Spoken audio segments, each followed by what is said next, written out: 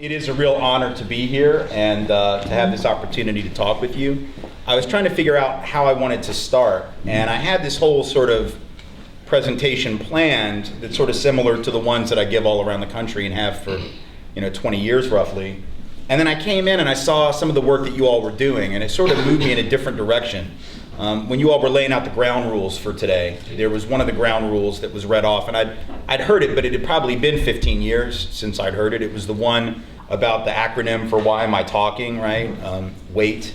And I remember hearing that like 15 years ago, like, why am I talking? And I thought that's a great way to start, because I think sometimes the assumption we make is that if you have a speaker that came in and that speaker is a known writer or activist or whatever, that the assumption is, well, that person's speaking and that person's talking because they are the expert. We have this tendency in this culture to assume that whoever's in front of the room, right, whether it's the teacher in the classroom or whether it's the politician trying to get your vote or whether it's the guest lecturer, that, well, they're there because they know more than other people. And that's certainly what our culture would like for everyone to believe. The culture definitely wants me to believe that about me, right? And it would be really easy for me to just take that and run with it. My mom would like to tell you that it's because I'm just that damn good. Like, my mom would want you to believe that, right? Because that's how moms operate, right? Parents are like, oh, my kid is just the best. And the culture tells us that. Like, if we've been successful with whatever it is we do, not just in this field, but any field, the way the culture tells us to respond to that is to take credit and to think that it's because we're just the brightest bulb in the box, right? But the truth is a lot more complicated, and I want to therefore answer the question, why am I talking, in a way that will tell you a little about myself, much more so than a formal bio would, but also in a way that will help us move into this conversation about race. Because the individual sort of critical autobiography I'm about to share with you is not just a personal one, it's actually a national one. And it relates to the larger issues that we have in this country about race. So, here's the deal. I'm here and I'm talking to you. On the one hand, yeah, because I've become relatively prominent doing this work, but then that begs the question, how did I get prominent doing this work? Because I've been doing it for a really long time. I've been a civil rights and anti-racism activist and educator for 25 years professionally, several years amateur, I suppose, before that. 20 of those on the road, 6 books, all of this stuff, right? But how did that happen? And the only reason that happened, we'll sort of trace it back a little bit, and you'll start to see, I think, where I'm going with this in a few minutes. The reason that I'm where I am today doing this work is because right when I graduated from college, I graduated in 1990, and I went to Tulane University in New Orleans, Louisiana, and when I graduated, I started off, my very first job out of college was in a very sort of high-level anti-racism position. It was the year 1990 that David Duke, whose name may or may not be familiar to you, but he was the head of the largest Ku Klux Klan group in the United States in the 1970s. He's probably this country's most prominent white supremacist or neo-Nazi. And actually, I shouldn't say neo-Nazi because that implies that he thought of something new, and he hasn't. He's sort of like old school, like Jurassic Nazi, like Paleolithic Nazi, it's geologic terms, he's not new at all, right? But sort of old school white supremacist, and he was running for the United States Senate that year. And he'd already actually been elected to the State House in Louisiana. So he was an elected representative in the state legislature. He's running for the US Senate, and I started out right out of college working in the campaigns against him to keep him from winning that election. And then the next year in 1991, he ran for governor. He lost the Senate race and then ran for governor of Louisiana, and I worked in that campaign also. And because that was such a big deal, it was a big story. Here you got this Nazi, right, who's on the cusp of winning. I mean, just understand how close it was. Like, David Duke lost the Senate race, but he got 6 out of 10 white people to vote for him. Right? And it wasn't like white people didn't know he was a Nazi. Like, you couldn't not know that he was a Nazi. Everybody knew. My children, who were not even born yet, knew that he was a Nazi, right? Like, everybody knew. And 6 out of 10 white folks were like, yeah, he's a Nazi, but I like his position on term limits or whatever, and they went and they voted for him, right? And of course, it was really not about term limits. It was because 6 out of 10 white folks in Louisiana, even though he was an overt racist, weren't apparently bothered enough by that to think that that might be worth voting against him. So it was a big wake-up call. The only reason he lost was that black folks really, and other folks of color, had saved us, right? And then in 91, he ran again. and he got 55 out of 100 white folks. We did a little better, right? Found some white folks that were a little more rational the second time out, right? Got them to vote against him. Once again, though, it was really people of color that saved us as a state. And it was after that, when you've got a Nazi that's getting that close to winning, it's a big news story. So those of us who were involved in it got a lot of attention. And it was that attention that brought me and a lot of my colleagues to national recognition and allowed us to get book deals, get out on the road and do this work. So that's great, right? Okay, so I'm doing this work because I got that job. But how'd I get that job? Because, we think that the way you get jobs is you apply for them and then they hire you because you're the best. Actually, I got the job the old-fashioned way, which is to say that I knew the two guys who started the organization and they offered it to me, right? One of them was a history professor at Tulane, who I had a class with, and the other was a grad student who was a friend of mine, a little bit older, like 41 years old at the time, graduate student. And they hired me. So if I don't know those two men, I don't get that job. I don't get to fight David Duke and build up this national reputation and get out on the lecture circuit. And you're listening to somebody else today. But how did I meet those men? I only knew them because I went to Tulane. If I'd gone to any other school, I wouldn't have had the opportunity to meet them. My whole life would have been different. How did I end up at Tulane? Well, it's real simple, right? I was able to go to Tulane because in spite of the fact that I grew up with very little money, I didn't cross the room when we did the poverty piece of that exercise because we were slightly above poverty growing up, but not by much. We didn't have much money. I lived in an 850 square foot apartment from the third day of my life until the day I walked out the door to go to college. So we didn't have the money to send me to Tulane, very expensive school. And I know you're thinking, well, there's financial aid. Yeah, there is, but I screwed around and didn't get my forms in on time, which, by the way, do not do that. That will not work out for you. Like, get your financial aid forms in on time. This is a lesson. I'm just passing it along. If you learn nothing else, write that down, right? So I get my forms in late, and as a result, they write me a letter, and they're like, we really, we already admitted you. We clearly would love to have you, but we've only got like $8,000 in financial aid to give you. And that year it was going to cost 20. Now Tulane's like 47, so good luck with that. But in 1986 it was 20, and we didn't have anywhere near that, so there's a $12,000 gap between what the school's offering me and what it's going to cost. My mom, not knowing exactly what to do, but really not wanting to dash my dreams of going to Tulane, goes to the bank. She gets a loan for $12,000. Now how does that work? Because like I told you, my mom was broke. Right? We didn't have any money. Banks are not in the habit of giving money to broke people. Like, that's not normally how they make money, right? So how does my mom get the loan, which allows me to go to Tulane, meet those men, get that job, fight David Duke, build up a reputation as an anti-racist, and end up here today? She gets it because she's able to take her mother, my grandmother, down to the bank with her. My grandmother co-signs the loan, putting her house up as collateral. Now, how'd she get that house? Well, she got it because when my grandfather died, that was 6 years before, of course, it was left to her. How did my grandfather get that house? Well, he got it because he paid for it in cash. That's an interesting story. How did he get the cash to pay for that house? He got that by selling his last house, which he'd also paid for in cash. How did he get that house? By selling the one before that, which he also paid for in cash. How did he get that one? By selling the one before that, on which he had taken out a mortgage in 1950 and paid it off in 15 years.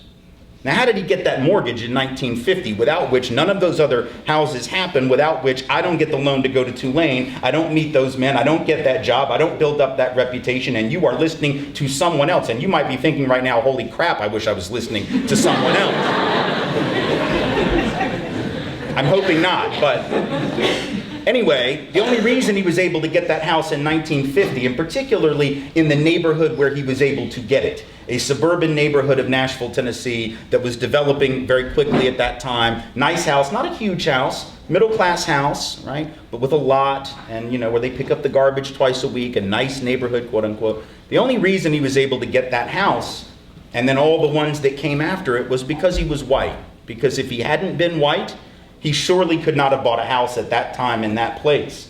The Fair Housing Act wasn't passed until 1968. It wasn't enforced until 1988. It still is not enforced all that much today. There are a couple million cases of racial discrimination in housing against people of color every year, even today. Certainly in 1950, you can imagine, in the period of segregation, how being anything other than white would have affected my family's ability to build up assets. So literally, my family's whiteness, and the fact that my grandfather had a government job. He'd been in the military and then the Corps of Engineers and civil service, right? Government jobs. It wasn't because he was a genius who made all this money in the private marketplace. It wasn't about his hard work, even though he was a hard worker.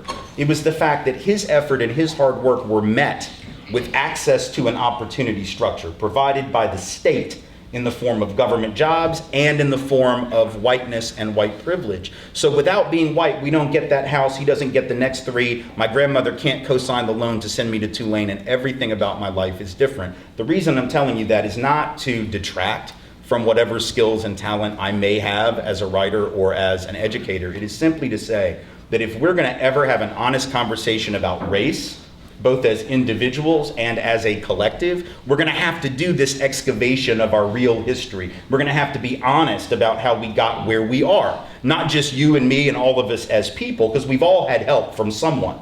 We've all had help, regardless of race, regardless of ethnicity, regardless of socioeconomic status. Anyone who makes it, quote unquote, whatever that means, has had someone help them. None of us were raised like in the forest by gnomes or something, right? And even if we were, the gnomes would have helped us. So we weren't raised on an island alone where we figured it all out on our own.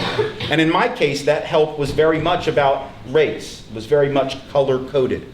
And if I don't own that, I end up taking too much credit for what I've accomplished, right? And if I'm taking too much credit for what I've accomplished, I'm gonna be very quick to assume that we live in a really fair society. Because if you really want to get down to it, what's the one thing that we all sort of take for granted in this culture?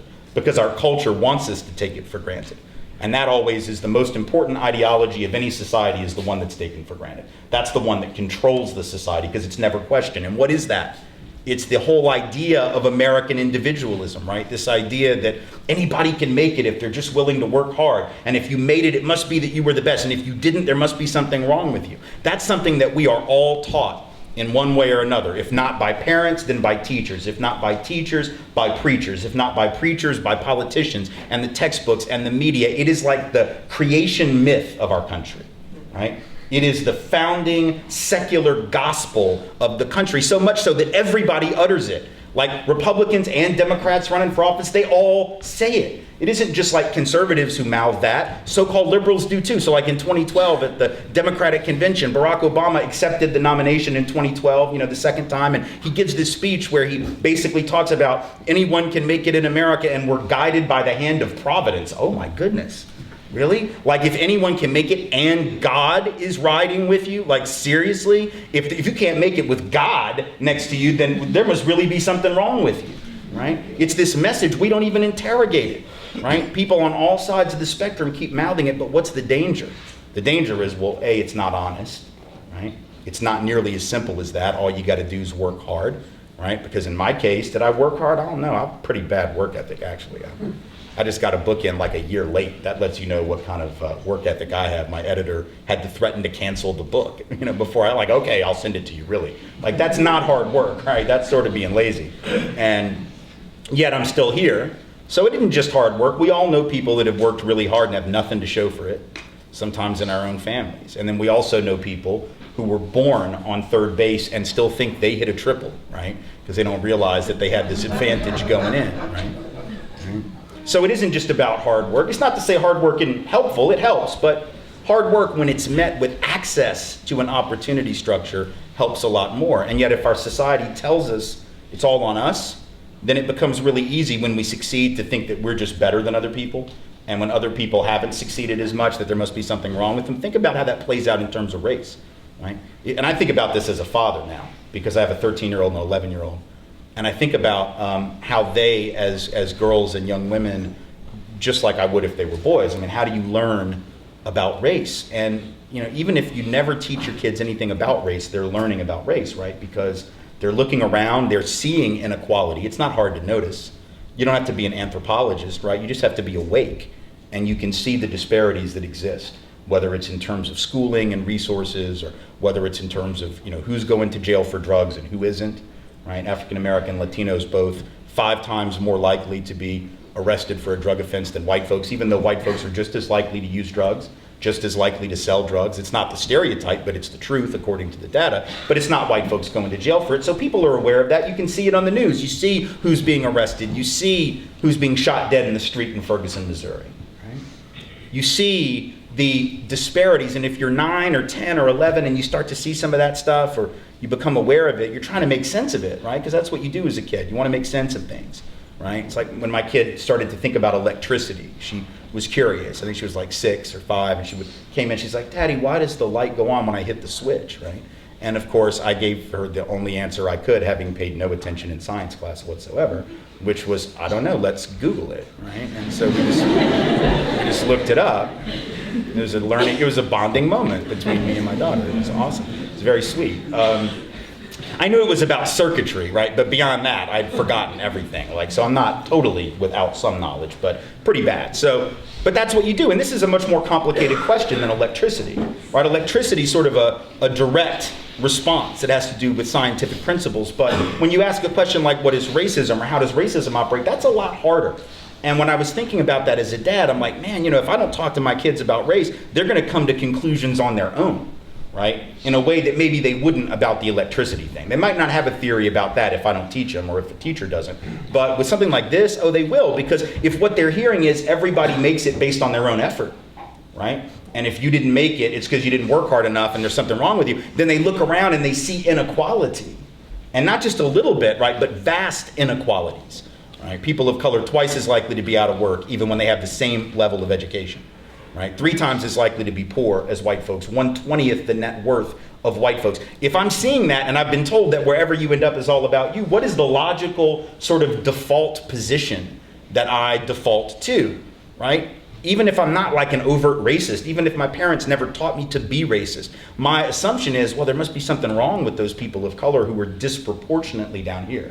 And there must be something better about those white folks who are disproportionately up here. It also plays with sexism, right? So in a society that is male-dominated, particularly in so many of the highest-paying professions, if you've been taught wherever you end up is all about your own effort, it becomes really easy for my 2 girls, right, to start to wonder what's wrong with women, right? Because women are on the bottom of that structure disproportionately, so they could actually internalize sexism against themselves, just like people of color could against themselves by looking at that level of inequality. It has an economic component, right? So when we did that exercise earlier, right, and folks who had experienced poverty or economic hardship crossed the room, and many of you who did that were white, think about that. We're in a society that basically is trying to teach you that if you cross that room, that's evidence that there's something flawed about you and your family. Like, that's what our culture is teaching every single day. Now, hopefully, you know better than that, right? But if you do know better than that, it's because you've chosen to know better than that. This society doesn't want you to. This society really wants us to believe that the rich are rich because they're just that much smarter, the poor are poor because they just don't work hard enough. And yet,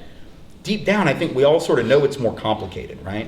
And there was a report that came out from Oxfam International back in January of this year, which found that 85 people on the planet, the richest 85 people in the world, have the same amount of wealth, assets, stuff, as the poorest half of the world's population, 3.5 billion people. 85 people have the same amount of collective assets as 3.5 billion people. Now, I would hope I wouldn't have to say to you that it is highly unlikely that 85 people work that much harder than 3.5 billion. I would hope that I wouldn't need to break that down, right? And to actually demonstrate that no, actually the collective work effort of 3.5 billion is way more than the collective work of 85. I assume you know that, but the society teaches us to sort of ignore that, right? And go, wow, they must be really, really bright. They must be incredibly intelligent. In this country, there are 400 white folks, the richest 400 white people in the country, have the same collective net worth as all 40 million African Americans combined. But do we really think there are 400 white people that have worked as hard as all 40 million black folks? There are about 500 white folks who have the same collective net worth as all roughly 41, 42 million, 43 million Latino folk combined. But surely we don't believe that it's because of effort. There's got to be something else going on. But if we're not willing to excavate our history, which is what I just did with my own, just very briefly, going back to 1950, we could have gone back further.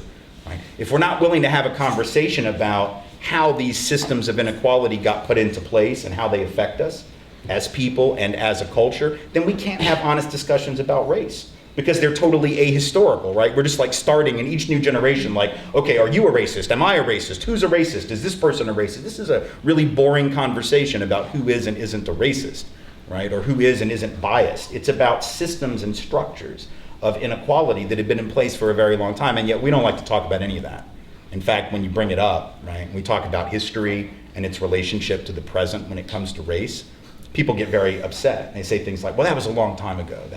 That slavery thing was a long time ago, or the conquest of indigenous land was a long time ago, or that war that we started where we jacked half of Mexico, that was a really long time ago, so we shouldn't talk about that. It's sort of funny though, isn't it? That we don't want to talk about it because it was a long time ago, because like July 4th is celebrating a revolution that was a long ass time ago too. And we still keep celebrating that every year with fireworks and hot dogs and banners and flags and red, white, and blue clothing, because that's a good look. Right? Every year, we're celebrating this thing that happened. Like, we did not break away from the British last week, right? That is really long ago, and yet we still keep talking about it. So apparently, we love the past when it makes us feel better, when it makes us feel superior, when it makes us feel as though our nation, among all nations, was struck off from the forehead of God Almighty. Then we love the past. It's only when the past brings us up a little short, and makes us have to actually question, are we really better, or are we just human beings flawed like everyone else, making the same mistakes that everybody else has made? Maybe we're not so special in that regard. Or maybe we're all special, but even special folks can do really unspecial, really horrific things. We don't like, it's too complicated, it's too messy, and so we just sort of gloss over that. And when people try to bring it up, it was a long time ago, past is in the past, we have to leave it there, but the past affects the present, right? You learn about inertia in science class, probably in middle school, if not earlier, right? This idea that an object in motion, generally speaking, will stay in motion. That's not just a property of the physical universe, right? It's a property of the socioeconomic universe. That's a property of the political universe. What happens in one generation is going to affect the next and the next and the next, until people get together and figure out a way to push back in a different direction. So that's the conversation that we need to have. And I think what's really interesting right now, if you want to understand race in the current sort of narrative of America, is that part of the reason it's so difficult for us to have a real conversation is precisely because we haven't been honest about that history, right? And so people get really uptight and then they shut down the conversation. So just to give you evidence of this, back in 2009, when Elena Kagan was appointed to the Supreme Court by President Obama, when she was going through her confirmation hearings, there was this big controversy. She was confirmed, but there was all this controversy. These folks that were really opposed to her were trying to make a big deal of the fact that she had issued a memo once when she was a clerk for Thurgood Marshall, who you'll recall was the first African-American Supreme Court justice. And she used to work for Marshall back in the day. And I should backtrack. Thurgood Marshall in 1987, on the 100th anniversary of the Constitution, got in trouble himself by saying something that I guess people thought was very horrible and un-American and unpatriotic, and questioned his patriotism. And they said he had made a statement that he wasn't going to go to the bicentennial celebration of the Constitution, in 1987. He didn't want to go to the constitutional bicentennial because he said, as far as I'm concerned, I don't have 200 years to celebrate, right? I got about 30. And actually, he was being very humble because the 30 that he had a lot to do with the stuff that happened that actually made those 30 decent. Like, he was the lead attorney or one of the key attorneys in the Brown decision and other DSEG cases. So here was a guy saying, look, I'll 170 years from now, if I'm still with you, I'll be here. But for right now, I ain't celebrating 200 years because I don't have 200 years. Y'all have 200 years. Y'all can celebrate it. I'm not doing it. And people said, oh my God, he's un-American. First of all, like, as a side note, think about that term for a minute and how bizarre that is to have this term. Like, does any other country have a word like this? Like, in Sweden, is there a thing like, oh, that's un-Swedish? Like, that's not even a thing anywhere else. We're the only country that's narcissistic enough to actually come up with a term to label you if you criticize us. Like, no other country, like, Canadians don't do that. I've been there, I've asked them, like, if I criticize Canada, what are you gonna call me? We're just gonna call you an American, that's all we're gonna call you. Like, that doesn't make you un-Canadian.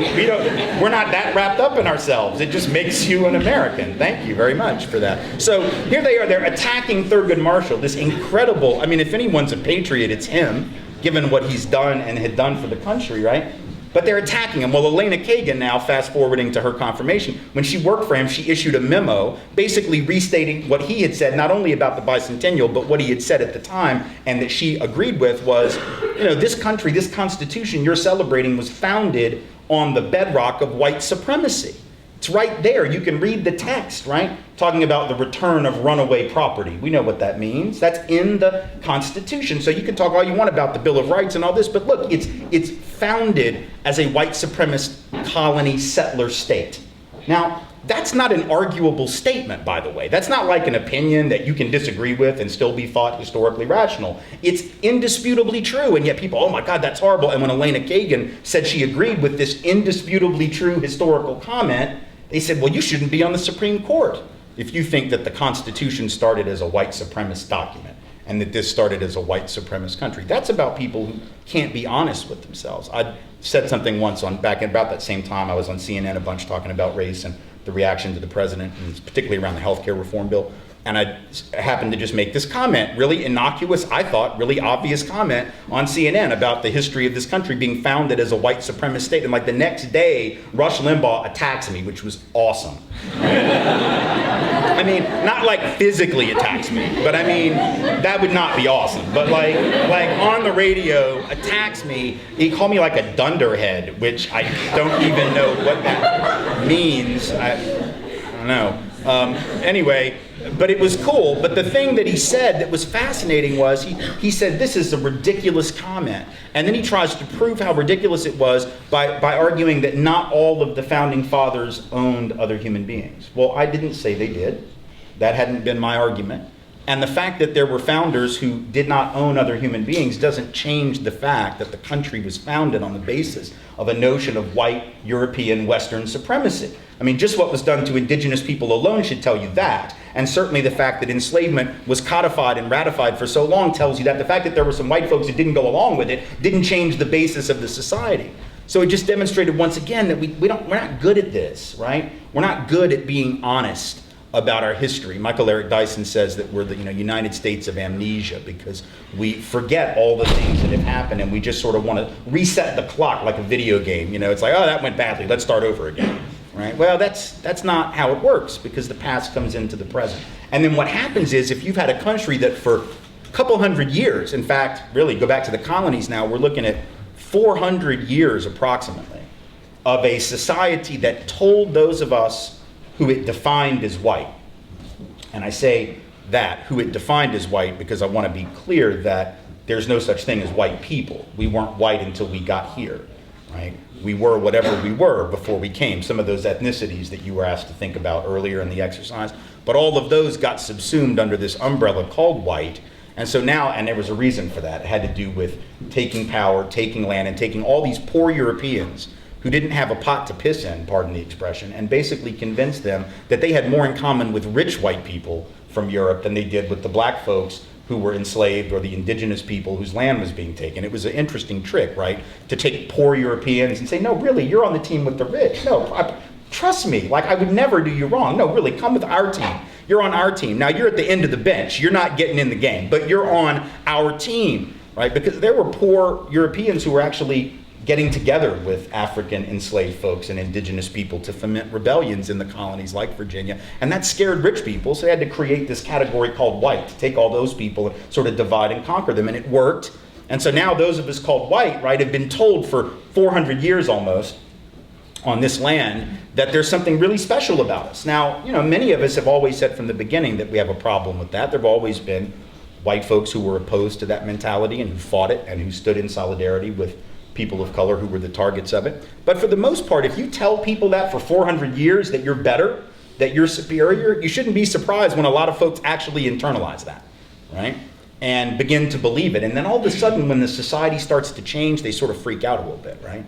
So when I see these things like the Tea Party rallies the last few years, right, where these generally older white folks, I'm not saying that to be ageist, I'm just referring descriptively to their age, like older white folks are out screaming, right, about healthcare reform and screaming about immigration and screaming about textbooks that they don't like. And they're like, I want my country back. Right? On the one hand, it's easy enough to say, well, you ain't getting it, right? Like, you're not getting it, and it's not yours, and you never had a right to it. But the reality is they believe that they do, right? These are people who feel entitled to the space because it's always been their space and it's been unquestioned. It's what they took for granted. So now, if they're having to share the designation of an American with people whose language of origin is not English, oh my God. people with brown skin and funny religious customs, quote unquote, right? And different cultural traditions. I mean, think about like the transformation of the culture in the last 30 years has been pretty heavy, right? It's transformed much faster than the economy, let's say, right? The economic inequality hadn't changed all that much. If anything, it's gotten worse, right? Social equality, and it's moved a little bit, but it hadn't moved enough. But the culture has shifted. We're a much more multicultural culture today, right? And I think that also scares a lot of people who got used to like defining the culture as their stuff, their music, their art, their theater, their fashion, their food. Like I remember in the 1970s and early 80s, like the ethnic food aisle at the grocery was like pasta, right? Like for real, like Italian food was like the ethnic aisle, right? And it wasn't even good Italian food, right? It was like Chef Boyardee. That was like the ethnic aisle. And so folks got used to that. They got used to like, particularly in the South where I'm from, and where I assume most of y'all, if not all of y'all are from, like, you have 3 churches on every 4-corner stop, and the other one is a Walgreens or whatever, but like, 3 churches, and then all of a sudden, and then they were like, okay, a couple synagogues, we're cool with that, not too many, but a couple, and then it's like, oh, but now there are mosques, and now there are Buddhist temples and Sikh temples, and they're having to share the designation of an American. Now to us in the room, who, particularly to those of you who've really grown up in the multiculture, that may not freak you out the same way. But understand, we got a larger society being run by folks who were sort of clinging to that notion of Americanism, and it's very dangerous because those are the folks who then impose the kinds of policies, and we're seeing the kind of things they're wanting to do, all because they don't have an honest accounting of history. I mean, the anti-immigrant sentiment that we see and that we hear is all predicated on this misunderstanding of our history by people who say things like, well, our people came the right way. I don't mind them coming if they just would come the right way, which is legally, right? My great-grandfather came legally. Well, of course he did. There was no law to stop him, right? Like, you don't get patted on the back because great-great-granddad didn't break a law that didn't even exist yet, right? I mean, there was no law. The very first law that was passed by the Congress after the Constitution was ratified was the Naturalization Act of 1790. And what it said was that all free white persons and only free white persons could be citizens. So that means when white folks came, it doesn't mean that Europeans didn't catch hell sometimes. Irish folk caught hell, Italian folk caught hell, my Jewish folk caught hell, right? But we also were given opportunities right off the bat that were off limits to people of color. And the fact that we could even come in the first place was about being from Europe, because there were restrictions on Asian immigration, restrictions on voluntary immigration from Africa, right? Restrictions on immigration from anyone that wasn't Europe from the 1880s all up until 1965, right? So just the very fact that my great-grandfather was able to come from Russia and catch hell and then build up enough to get his son into a really fine college, my grandfather, and then lay the groundwork for a reasonably successful career himself, right? All had to do with this historical advantage given to certain people. So that the anti-immigrant folks saying, my people came the right way, I don't mind them if they would just come the right way. But let's be honest, like, if our families had been living right next door to the United States, or any country, right next door, not over the ocean, right, where you got to make a really, like, it's this labored, tortured decision about whether you get on the boat or not. But if you live right next door, and you're desperate, and you know that your children might have a better chance in the country that's right over that border, do you really think your ancestors from Europe wouldn't have done that? Like, if they'd been right there and crossing that border was the difference between surviving and not surviving, do you really think they would have gone, well, I'd like my kid to eat tomorrow, but I wouldn't want to break the law, right? I don't think that's what our families would have done, right? I think our families would have done the very same thing, but we look at folks coming from Mexico, coming from Central and South America very differently than we expect our own to be looked at. And we say things like, our families came for principle. They're coming for stuff, right? That is what we say, right? We say our families, our ancestors came, meaning Europeans now. Europeans, we came on looking for freedom and liberty. Well, no, we didn't. Because if we'd come looking for freedom and liberty, we would have established some of that, right? Like, that's what we would have done when we got here, rather than hanging and burning women in Salem for being presumed witches, right? And we wouldn't have created all of the religious persecution against non-dominant groups that was created in the colonies, and we wouldn't have created enslavement. So we actually came for stuff too. We came for land, right? I just found out, actually, and it's funny that I'm here, I just found out, like, my 7th great-grandfather was Henry Reynolds, who was sent by William Penn to Pennsylvania, a Quaker, to look for land. Like William Penn didn't send him there to look for liberty. right? They were trying, I mean, I'm not trying to like slam him. It's a wonderful tradition, and I'm learning more about it now that I know I'm connected to it. But let's be honest, like it wasn't like they came to like, go over there and look for some liberty and some freedom and some principles. And I mean, they wanted stuff, right? I mean, okay, let's just be honest. Just start with that, right? So we were coming for stuff because let's be honest, our ancestors, those of us who were white, were not the winners of their respective societies. Like I don't mean to be cruel or dispiriting here. I'm just saying like we have this romantic vision of those people who came from Europe. Like people, my family was on the Mayflower. Okay, if you knew who was on the Mayflower, you might not brag so much about that, right? Like some of those early colonists were not exactly the most wonderful people. Like they weren't the winners of their respective, because the winners didn't get on the boat. You get that, right? Like the winners would not, why would you do that? Why would you be in England and you're rich and you got all kinds of money and a big castle and you're just like, I don't know, we're doing all right over here, but I think we should just get on the boat. We might die. But I've heard there's great liberty over there, so to hell with it. Let's just go. It'll be an adventure. Like nobody did. Like the winners didn't leave. The winners stayed because they were winning. That's why they stayed. The losers got on the boat, right? And that's not meant as a critique. Like it's actually something we ought to be proud of because it's an act of resistance, isn't it? To get on the boat when you're getting your clock cleaned by the system, when you're losing, to say, I'm not going to lose anymore, I'm going to make something else for my family. The difference is we praise that when it's our folks and when it's our story. And then we condemn that very same impulse when it's exercised by other people who look different, pray different, have different languages of origin, right? And all of that is about this sense of entitlement that the dominant group has believed this is ours, right? This is ours. That's why, you know, when you were talking about the tribal enrollment card, if you know the history, there's a reason it was so difficult for her to get that tribal enrollment card. There's a reason that the United States government and or the various state governments make it so difficult. It's because if you get a tribal enrollment card, now you have certain rights that you don't have if you're not recognized. This is about power. It isn't about, are you actually a member of the nation you claim to be a member of? Because see, I can just like tell you my story, and I've traced it out. I just told you this story about, you know, Henry Reynolds. That could have been total BS, right? It's not. It's actually true. But it could totally be a lie, and no one is going to challenge it. No one's going to be like, yeah, can you prove that? I don't know. Ancestry.com says it's true. I don't know.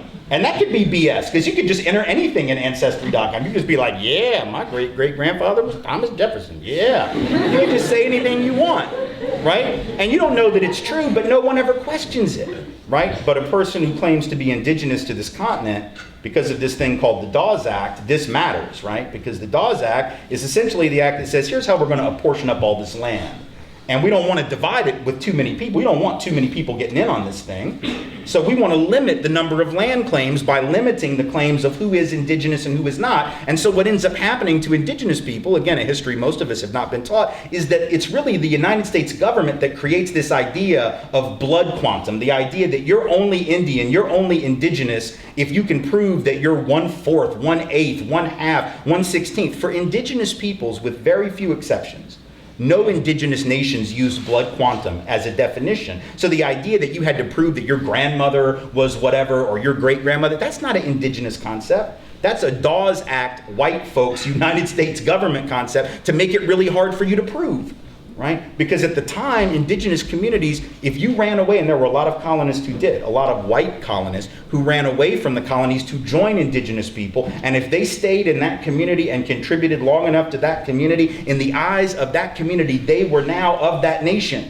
They were indigenous now. But you can't, oh my God, we can't let that stand, because if that stands, we got to give even more land away. And this treaty that we signed, which we're about to break anyway, we're going to have to apply it to even more people. So it's always about that, understanding why indigenous peoples today, you know, are 70% more likely, 80% more likely in reservation lands, 3 to 4 times more likely to be poor relative to white folks.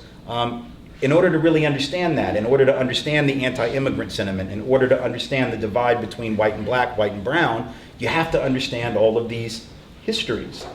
You even have to understand these, you know, a lot of times we I think, at least in my experience, sometimes use groups of color against each other.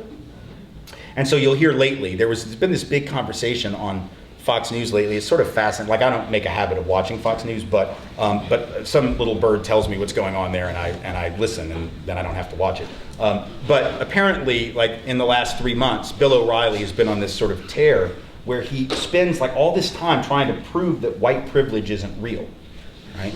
Now it's interesting, right? Because like it seems to me like if something isn't real, like if it's just obviously made up, why would you spend 30 minutes trying to debunk it on national television?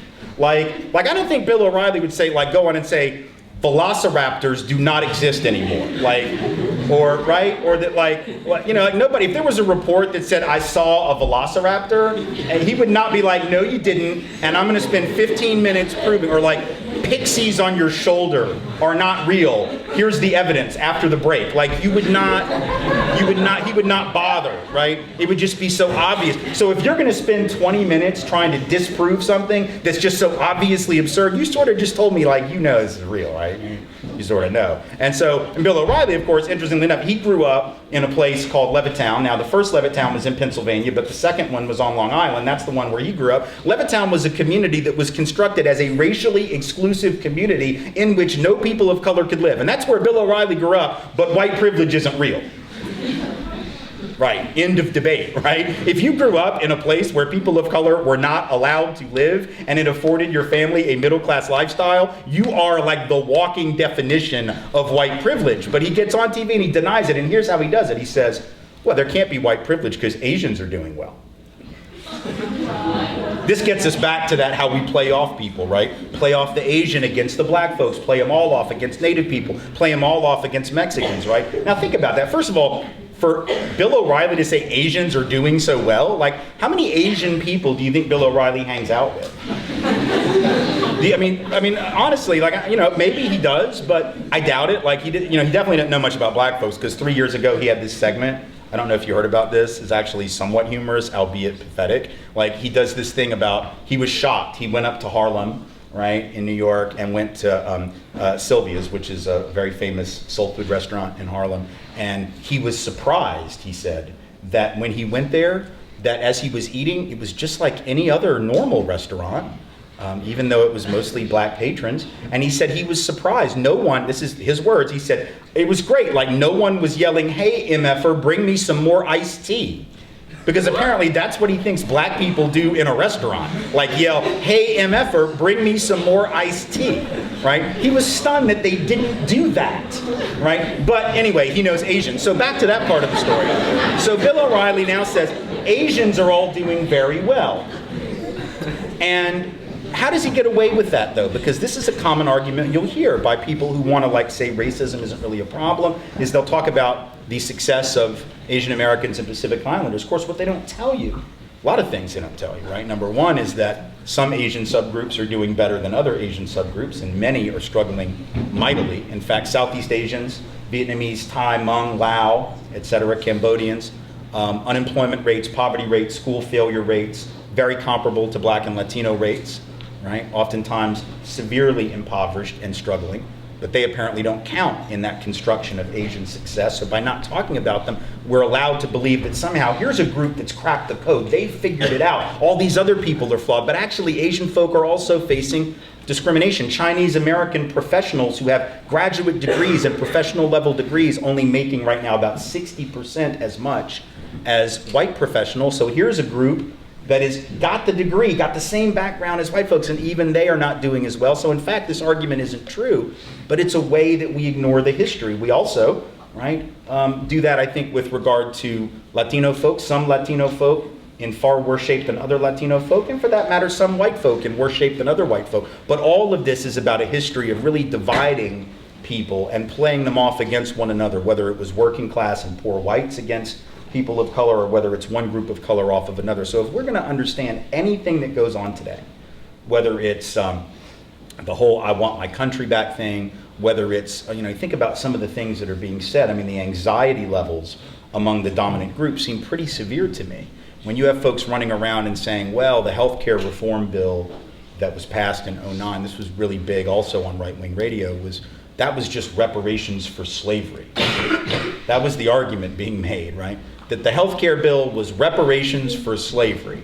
Now, I mean, like, think this through with me for like just a second, and I'm fairly confident we'll see why this doesn't make much sense. Like, what kind of reparations is it that you have to get sick first to get paid? Like, what kind of reparation is it? What kind of plan is that? Like, oh, goody, I got cancer now, so you got to pay me. Like, nobody would be excited about that. That's not reparation, but this was the argument. Why would somebody say that if it's so obviously nonsensical? Why? Well, because it's good politics if you're trying to get people stirred up, right? You're trying to get people angry. Tell them that those people are coming to take your money and give it to those people over there.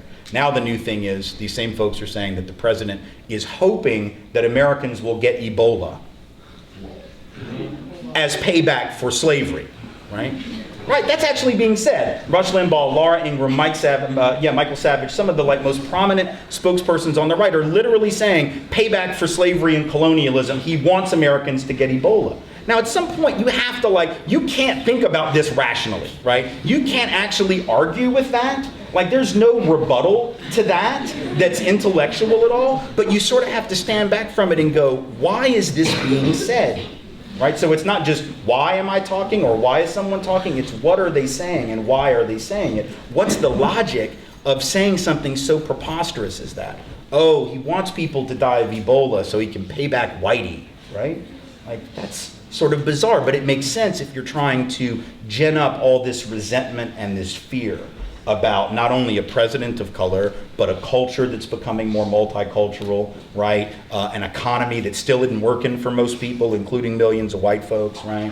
All of these things sort of happening at once, and I think what we're seeing is a lot of politicians who will use that and manipulate people's fears of the election being stolen by voters who shouldn't be voting, right? You're dealing with that in North Carolina. Folks trying to make it harder. Here we are, next year is the 50th anniversary of the Voting Rights Act, which was all about expanding access to the franchise. Now we have folks wanting to make it harder for people to vote. Not because there's actual voter fraud, there isn't.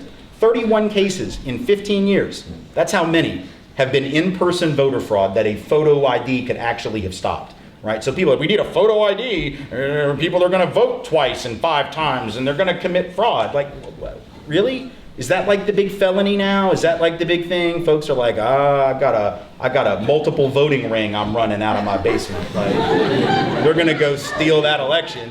Like, is that, like, that's not real. But why do they want people to have photo ID? Well, they know who doesn't have photo ID. Poor folks don't have often photo ID. And people of color in urban areas who don't have cars, perhaps, less likely to have photo ID, right?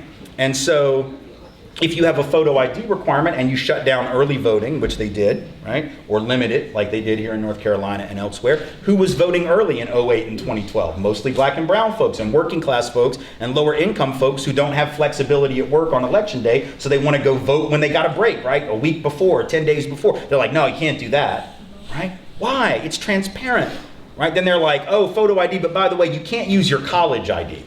Right, so for college students, no, you can't use that. No, because you might fake that. Yeah, because that's exactly why college kids get fake ID. I remember how much I loved my fake ID because it just let me vote like every Friday.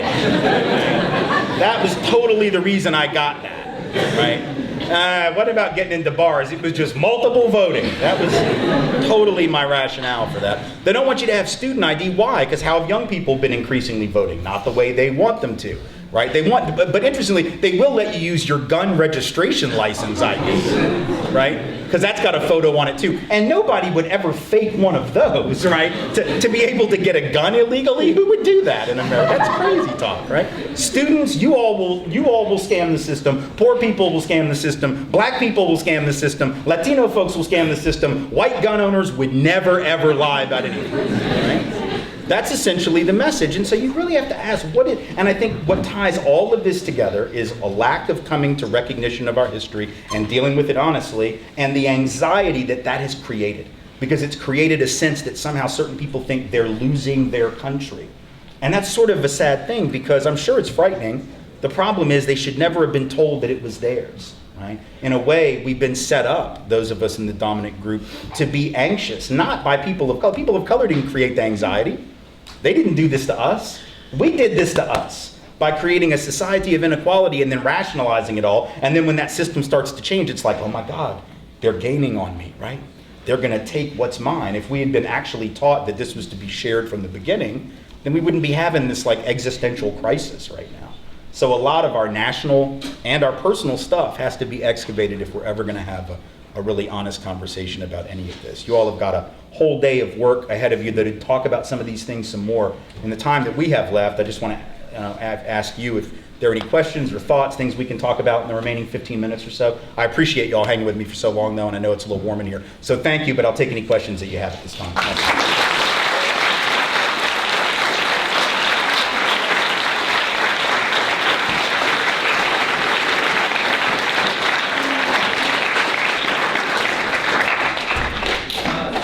I remember what you had made earlier about kind of the beginning of the issue, maybe rich white colonial people trying to divide up white working class from ethnic working class at that time. And I was wondering if you would believe that maybe the central issue, or not the central issue, but maybe the root cause of racism was always a class division, and it was always maybe money and power oriented. I think it is that, and it's now more than that. In other words, I think the origins of racism, at least as we know it, because I'm sure there are other variants of it in other parts of the world, but the origins of white supremacy, which is the most dominant form of racism on the planet, maybe not the only one, but the biggest and the strongest, are definitely rooted in the class system. There's no doubt that if you look at the history, for instance, there really wasn't a clearly defined notion of race and immutable physical characteristics being key to everything from intelligence to morality to spirituality until the colonial period. Like when Europeans came from our respective old countries, we didn't think of ourselves as members of one big team. The Irish had been slaughtered and enslaved by the English for years. You know, Italians north and south had been fighting one another. Southern Italy wasn't even really part of Italy until the late 1800s, in fact. Europeans had spent the better part of history killing each other. So they definitely didn't think of themselves as one big team. But once Europeans come to the colonies of what would become the United States, and there were a lot of those Europeans that were indentured servants and virtually slaves. In fact, there were some Irish who were literal slaves, like on the island of Nevis or in the Caribbean and even within the American colonies, who were literally owned for a very short time with no guarantee of being released from indentures. So there was a wide array of European peoples at the very bottom and a very narrow group of very, very rich people who had all the land and the wealth.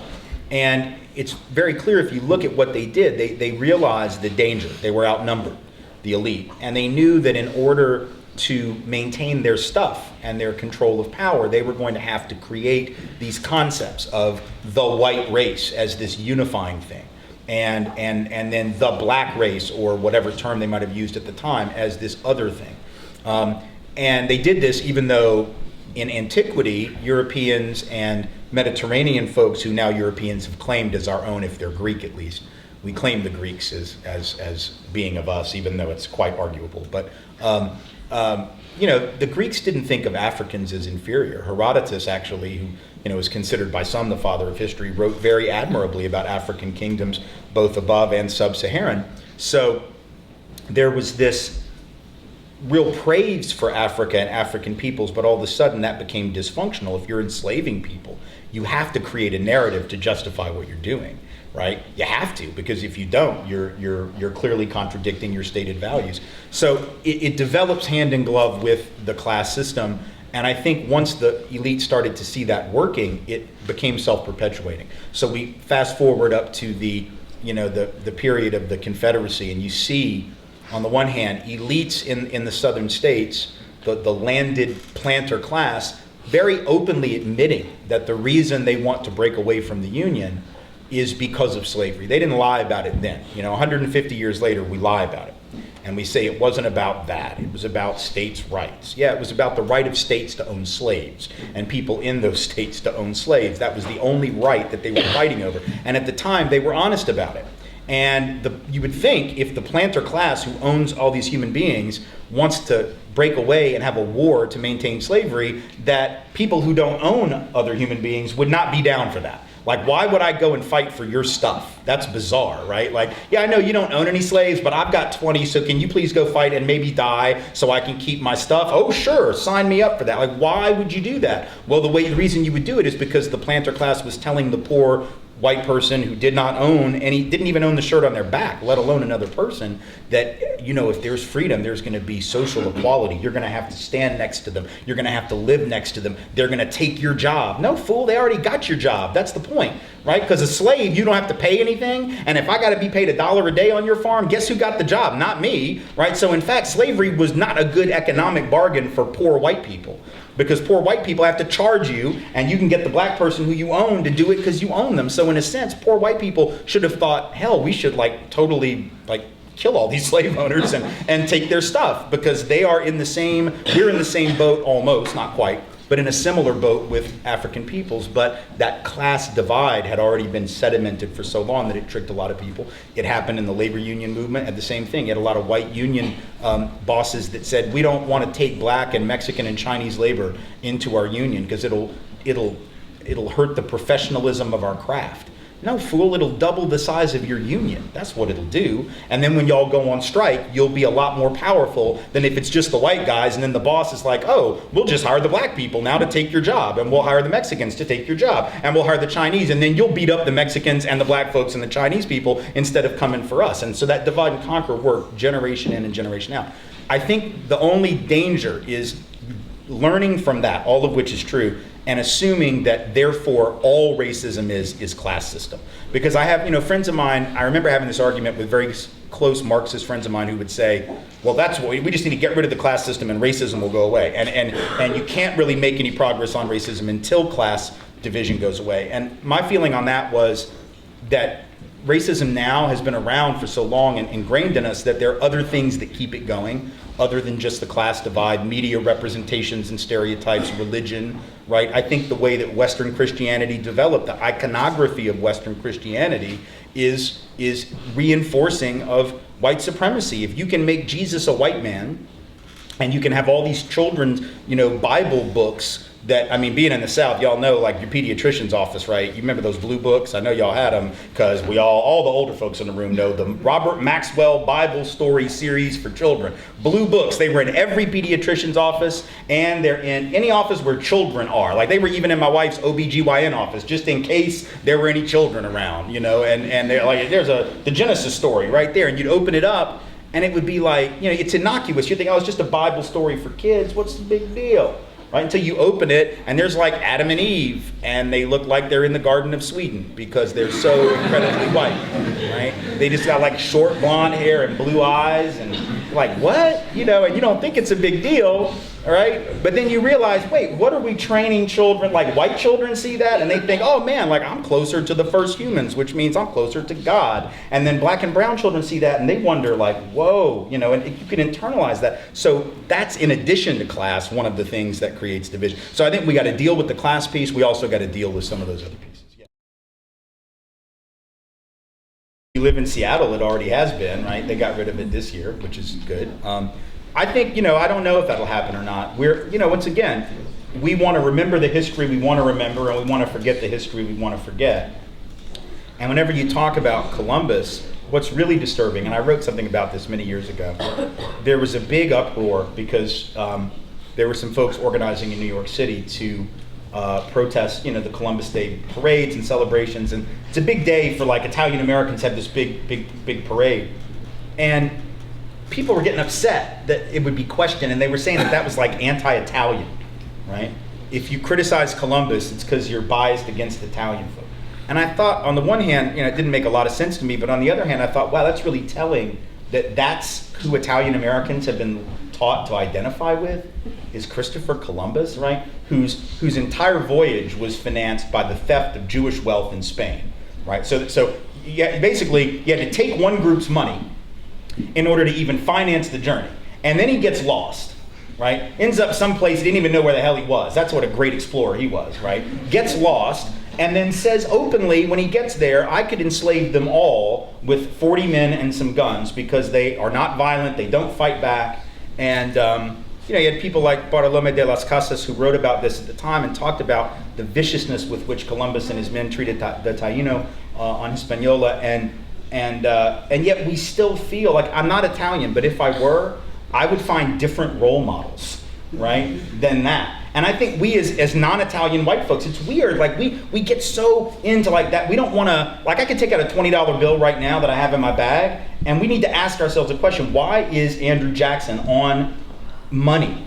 Like, why do we even have any of the people that are on money? Why, like, a lot of countries don't do this. They don't all put, like, there's not all ancestor worship and hero worship on the money. So here's Andrew Jackson. Now, if I am indigenous to this continent, this is no different, and please understand, this is no different than putting, Adolf Hitler on German currency. It is no different to indigenous people. That may strike our ears as really like hyperbolic and overwrought, but it's true. This is a guy who literally, at the Battle of Horseshoe Bend, took his troops and told them to strip the flesh off Creek so that they would know how many they had killed, right? To take the tips of the noses and the flesh off the bodies, and this man is on the $20 bill. There's something wrong. And yet we can't have that conversation without people going, oh, but that's our history. There are better white role models. I mean, there are better people to whom we could look. There were white folks who stood up against indigenous removal.